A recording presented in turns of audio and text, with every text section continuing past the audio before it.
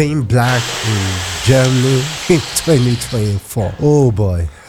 I think I've lived in Berlin enough, and I can say being black in Germany is real. It's being black in a real world, because I just think you don't want to be black really here. It's just a bittersweet to swallow, because people expect it to be more open, to be more diverse, and in many cases, Berlin is diverse. Yes, Berlin is open. Yes, Berlin is fun. Berlin is welcoming.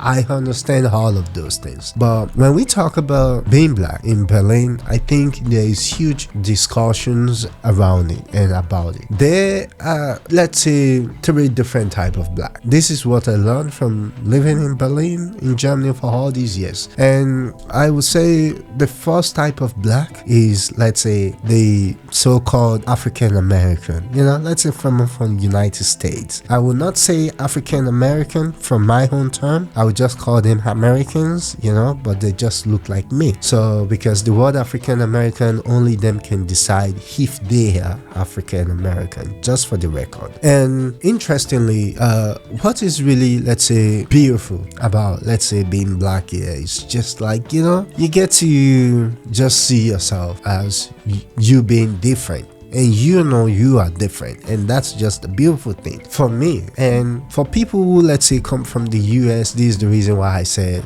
the first different type of black in Germany. They get to receive, let's say, different type of let's say hospitality, different type of welcome, different type of association. They kind of really like them because they think they are from civilized places and countries, so they welcoming and they respect people.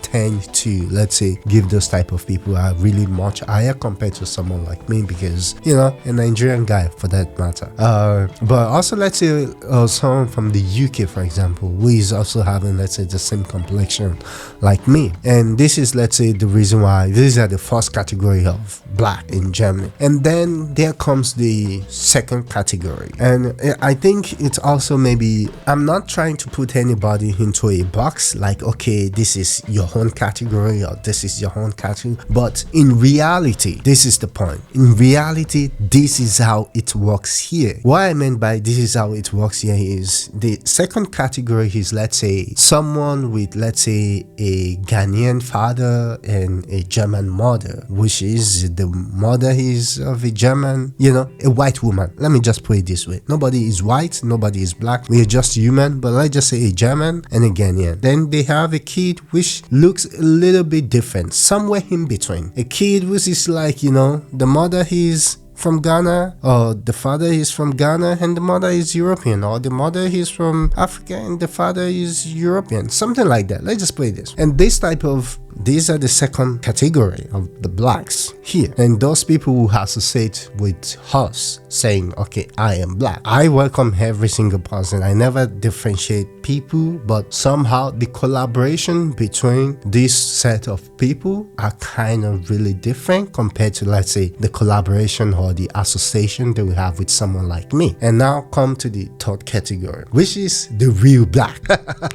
When I say the real black, I mean the real black, the Nigerians, the Ghana, the Senegalese, the Malians, the Togos, the Cameroonians, all of this, we are put in this box like, the Africans, these are the blacks from Africa, Bunju Bunju, Ubuntu, this is how kind of it looks like here. And I don't think I'm going to say anything about this, how I break it down this way, because this is the best possible way I can break it down, because it really has a lot of merit to what I describe, not in a good way for some people and also not in a bad way for some people, and some people even don't mean to be in this category. But for sure, I do know from my own experience, some people don't tend to want to associate even with, let's say, black from Africa, and that is real. And this is first, I'm talking about first our own community, and now we go to outside of our community. And when it comes to, let's say, the outside of our community, how do people see us, we from Africa? Sometimes one person is asking me, oh, Idris, what do they eat in Africa? I was like, are you fucking kidding me? Sorry, we eat just like you. We eat, maybe we don't eat potato, we eat fufu, we eat everything. And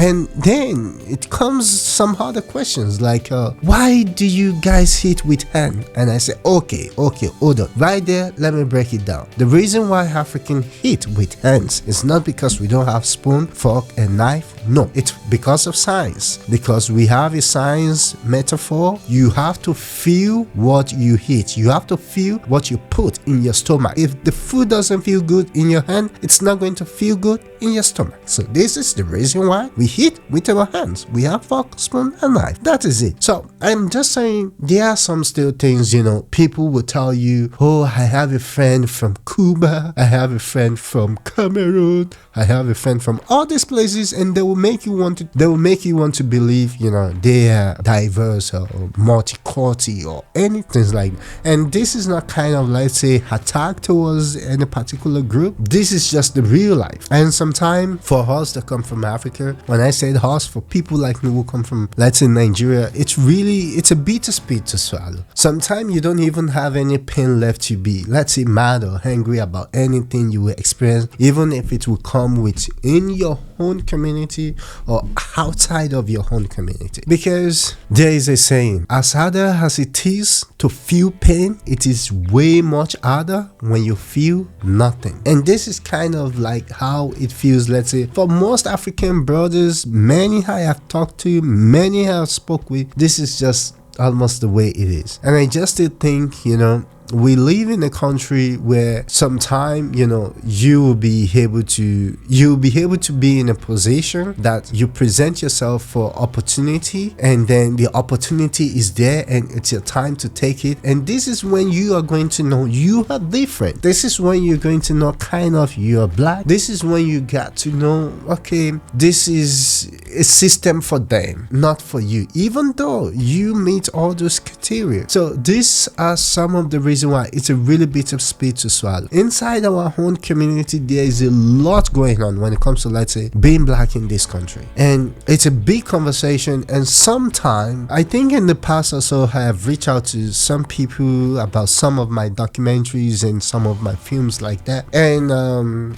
many people fold their hands during, let's say, the whole process of my project and so on back. And once the project got released, I get all these keyboard warriors coming out. Of course, critics is good. Yeah, criticism is always welcome. Of course, if you want to do good, do better. Yes, you have to be able to handle all those things. And I'm not saying I cannot be criticized or my work cannot be criticized, but I am saying when I reach out to the same people that there is a project going on I am doing and I need your support as a community, can you be there just for us to make sure we put out the right informations and we work together as a community? Only one person said yes, and the one person is dead now, and his name is Antonio Baguette. He did a lot of really amazing work here in Berlin, especially with the youth and also with the kids from, let's say, the developing countries, I would say. And this also shows you where we are as a community. There's something going on out of our own community. There's a system that wasn't for us. Of course, I do understand that part, but at the end of the day,